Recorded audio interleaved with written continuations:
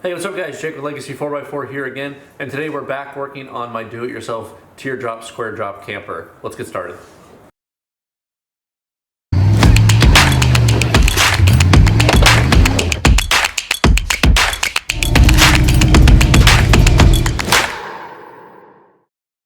Okay, as you can see behind me, I've got the trailer flipped over on the table and I've started tacking together the cabin frame. So all we're going to do today is build out this cabin frame. To do this, we are going to be using 1x1 by 14 gauge steel tubing, and we are going to frame out the basic shape of this camper. So the reason I'm using steel instead of wood is because I like the strength to weight ratio that steel provides over wood, as well as it's a little easier for me to work with this, and I'm more comfortable welding the steel directly to the frame than I am trying to build bracketry and things like that. This is just a little easier for me.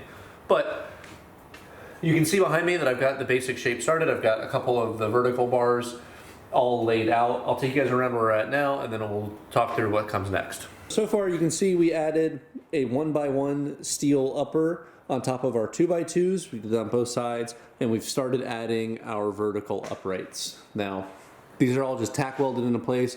I got to shimmy it around a little bit and do a little bit more design work, but that's all there like that. I got to like straighten these out. These are, these are pulled a little farther forward right now, so I need to pull them back that way. I got a little bit of work to do on that yet.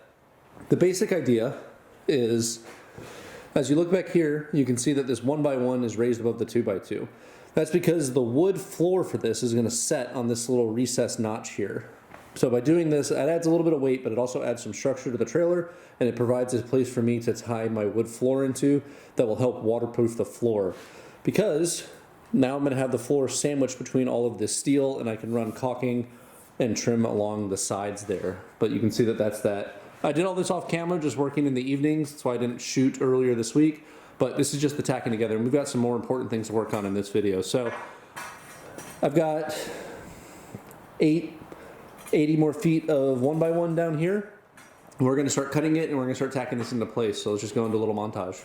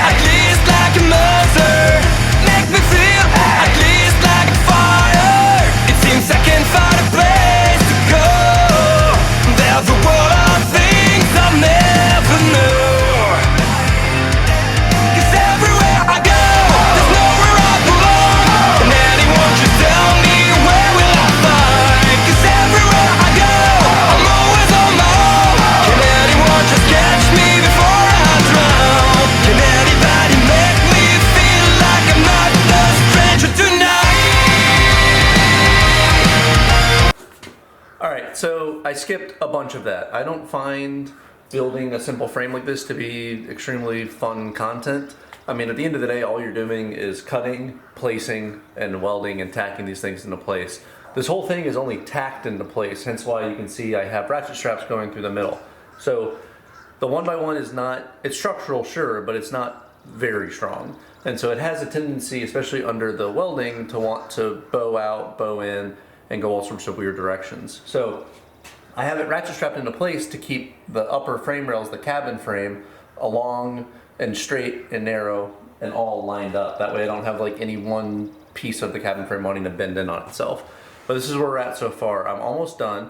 I need to move this bar. I accidentally put this one too low. I need to move it up a little bit, and I need to finish out the rear of the cabin frame, but this is where we're at so far. So as I was trying to say earlier, but I had a little hiccup attack, the reason I'm using this 1x1 and why I'm not using wood is because I like the strength to weight ratio. 1x1 is about 1 pound per foot of weight. It's 1.06 pounds of foot per weight.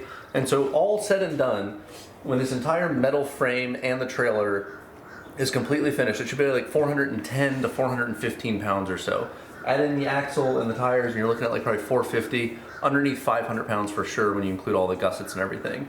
So that leaves the base of the trailer at 500 pounds. Now I'm trying to get this whole thing under 1,000 pounds because I want to be able to tow it behind my Subaru or tow it behind any small truck or larger SUV. So I'm trying to keep this at 1,000 pounds. Now, the other benefit that using the 1x1 gives me is because it is a structural material and it's going to be fully welded and boxed in around the whole frame, I don't have to do as heavy of sidewalls. And so like plywood, which is really heavy per square foot, if I were to go to like 3/4 inch or 1 inch, but like a standard one, this would hopefully be able to save me a little bit of weight. Because now I can do like 1/8 inch plywood. I don't have to have strong plywood on the side of this or structural plywood on the side of this. I'm really gonna just skin it for the waterproofing and for the aesthetics of the outside. So that's kind of why I chose to go with the 1x1. I'm also a little bit more comfortable working with metal. I like the forgiving nature of it, and I'm capable of building something like this in my garage. If you're not, or if you wanted to go with wood, you can definitely do wood. And then the lightest thing you can do is a foam. They're called foamies. You can use 2-inch rigid foam insulation panels, and you can laminate it with really thin plywood, and you can make a very strong outer shell to this. I didn't want to go that one for a few different reasons, but that's another option if you wanted to do that. But this is how it's looking so far. You can see up at the front here, not on my original designs, but I added a box, so to speak. So I was originally going to do a trailer tongue box, but I couldn't find the tongue box for a reasonable price that was the width I wanted it to be, because I wanted it to be a full width box. And so instead I decided I would bring my metal frame forward and I would bring it onto the tongue of the trailer. Now this is going to do two things. This is going to help with the aerodynamics of the trailer because it's not going to have a flat face right here to run up against. It's going to be more of an angled approach, which I think will look nice, and it'll help a little aerodynamics a little bit. And then I can do little side entry doors here, and I'll have storage space right inside there for like awnings and chairs and stuff like that will be able to fit down here. So that was why I went with that option. I will add that into the drawings for the iteration that I'm going to be selling, but I added that onto there in lieu of doing a trailer tongue box. Now I could still put another trailer tongue box way up on the tongue, but that might be a little bit too much for me. So I think this will work just fine for that. Now we've got the doors back here. As you can see, right next to where the tires are, I have the axle currently sitting on top of the springs, but I might have to switch it for the axle to be underneath the springs to get me the clearance I need. I'll play with that when I get to fenders. The axle is just mocked up right now, so we got a little bit more playing to do. But anyways, I'm going to finish up the back, and then I'll bring you guys back in here and we'll talk about the next step. I'm trying not to focus too much on building the basic frame, again, because I find it boring, but I'm going to focus on the other things that we need to do, like making the door seals and things like that. That's going to be the primary focus of this video. So with that said, I'm going to get back to work.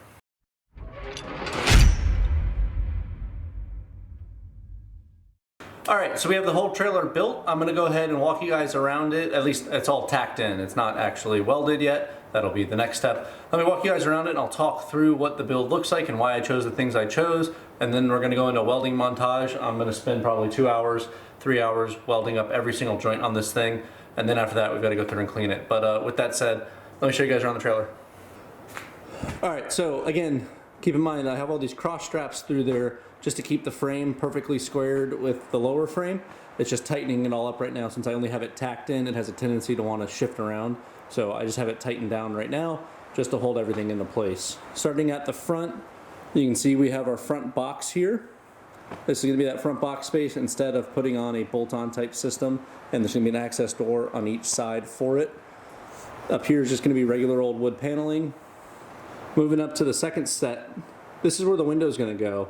I'm actually 2 feet short of 1x1, so I need to go buy 2 feet of 1x1 to do a crossbar here, but I'll buy that when I go to the store.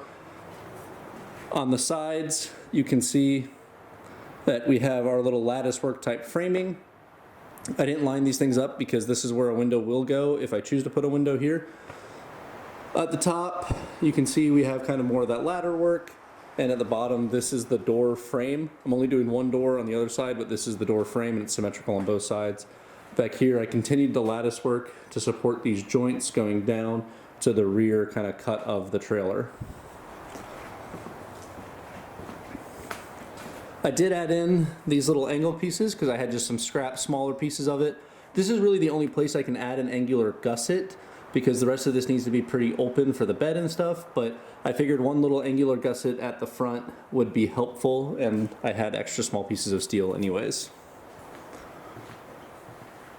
Moving on to the back here, you can see that we have the galley framed out. So I'm not doing the traditional kind of galley with a hood or a roof that comes all the way down to the ground. Instead, I'm doing 2 access doors, one here and one here.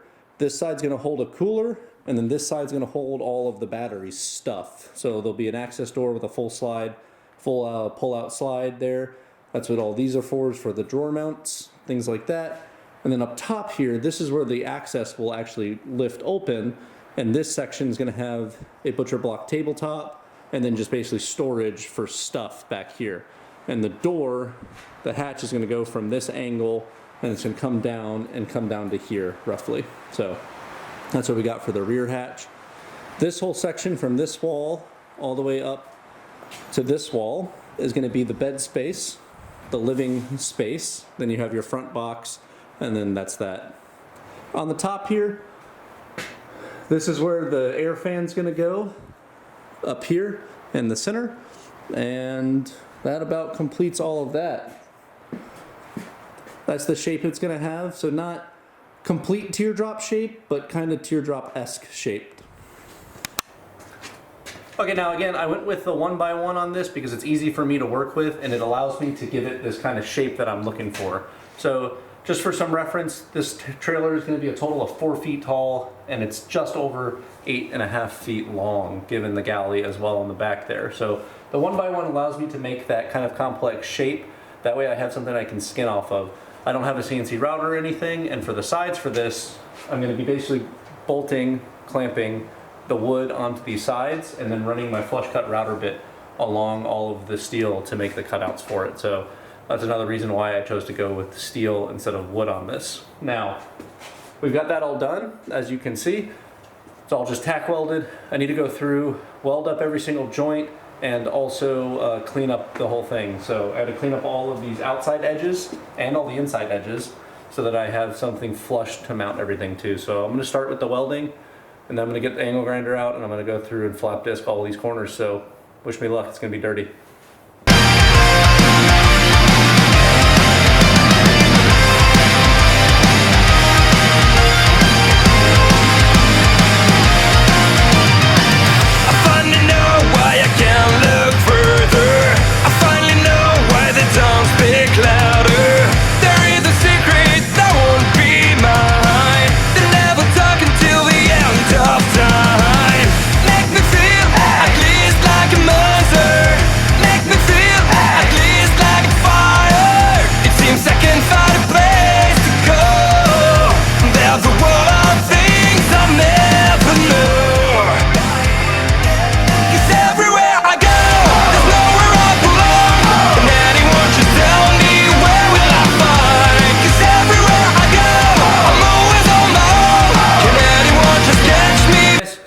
This all finished up.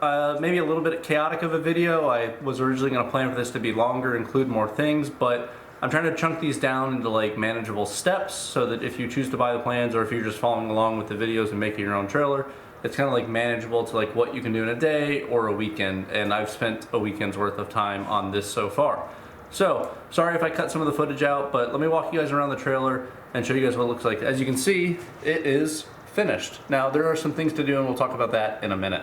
But, most importantly, it's on its own weight, it's level with the ground, it has the same ground clearance that my Subaru has. It has 9.5 inches, so it's got the same amount of ground clearance my Subaru has, and it should hopefully hook up just fine to the Subaru as is, with no additional modifications to either vehicle being needed.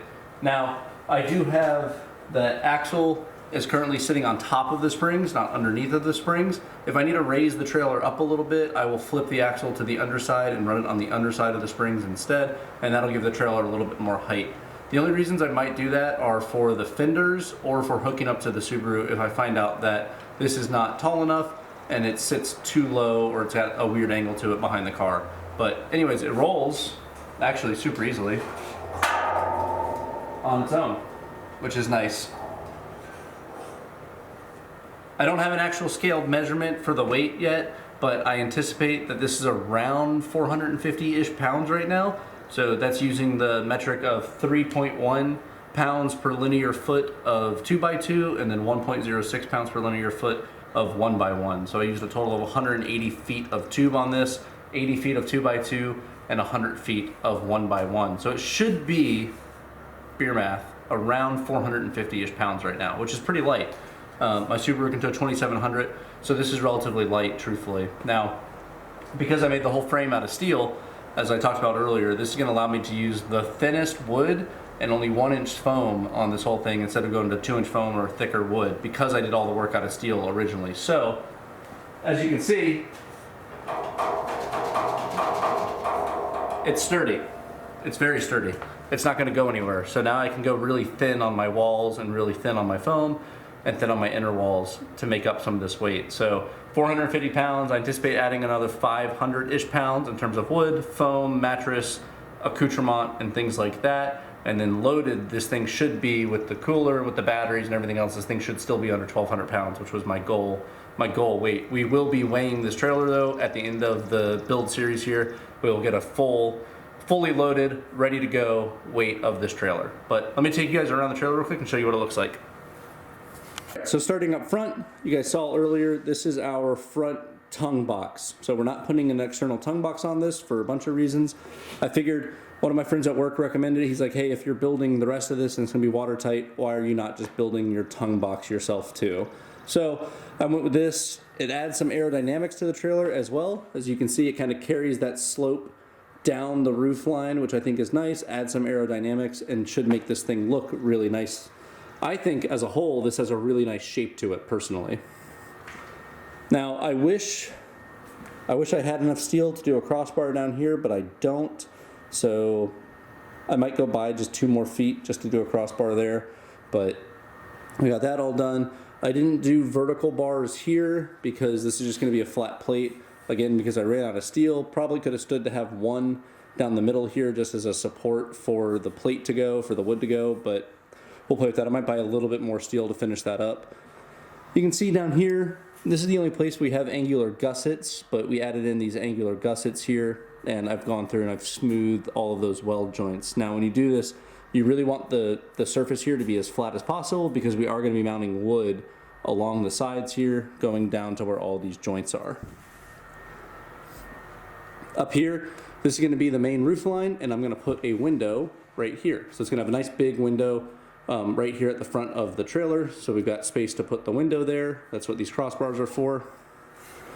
I was going to originally do windows on the side, but I don't think it's necessary if I do a window on the top. So I'm just doing the roof window, and then this is just for extra support. We have the side of a door opening. It's identical on both sides. I'm only doing 1 door, but you could do 2 doors with this design if you wanted to.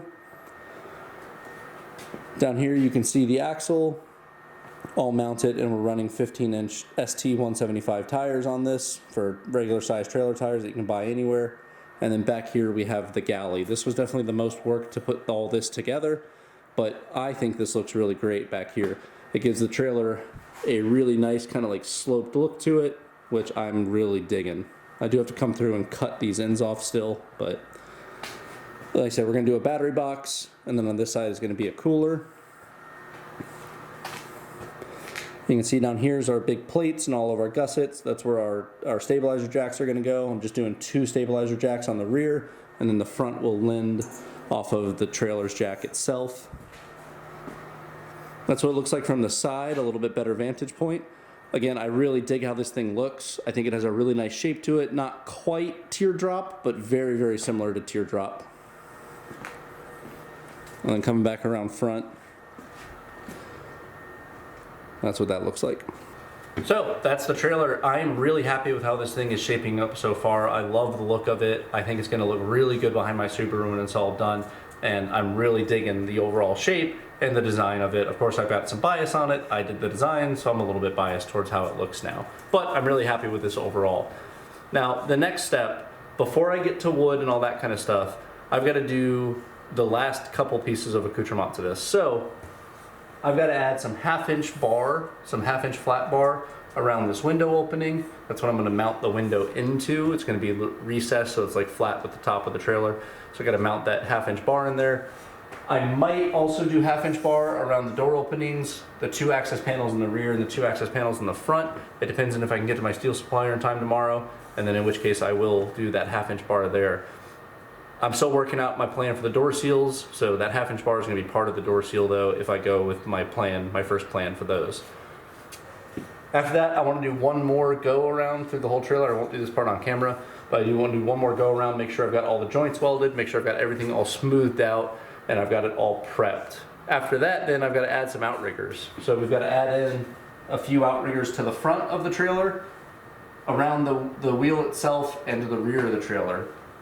On the rear of the trailer, the outrigger is going to be for the lights, the wheel well is going to be for the fenders, and then the front of the trailer, I'm actually thinking of mounting my spare tires back here in this kind of an area. So I'll have one on each side, a little outriggers out there, so I can mount the spare tire to that. So that's what those front outriggers are going to be for. Now, after all of that stuff is done, which will be in the next video, then we'll come back through and we'll paint this whole thing. Once we're 100% confident it's where it needs to be, or at least 99% confident it's where it needs to be, we'll come back there and we'll do all the painting. And then once it's all painted, we'll start hanging the wood and all that kind of stuff.